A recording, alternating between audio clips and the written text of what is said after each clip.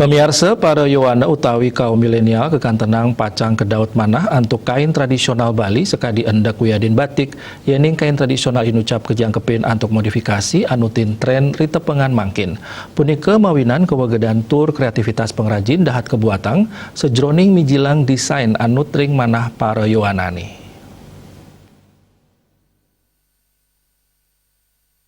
Sang sani merakarsain KCKB Komunitas Cinta Kain Bali, Yosefa Listiati Mausang, kramo sampun sayan ake, sani kedaut tur oneng, majeng kain tradisional Bali. Napi male sesampun kemedalang nyane surat edaran gubernur, indik pawigunan kain endak Bali, nanging ring kawintenan payung hukum inucap, talar patut kesarengin antuk kreativitas pengrajin, sejeroning mekarya mangde ngedautin para Yowanane, melarapan modifikasi indik pakem, kain tradisional Bali sida kaula dados gaun, rok atasan, dress miwa kulon.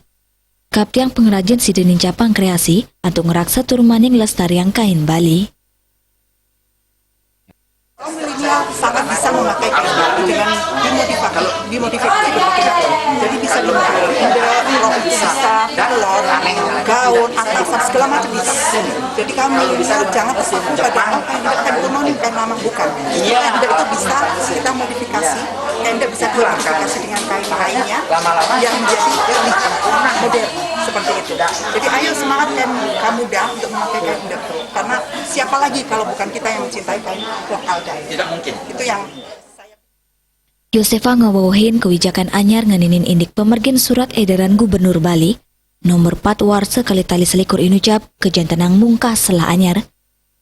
Poikatan dane taler nugasang yening kain tenun endek Bali, kain tenun tradisional Bali pinake tetamian budaya kreatif krama Bali, sani patut kelestariang, kesayubin, kanggen pinake pahan jati diri krama Bali, sani maduwe karakter tur integritas.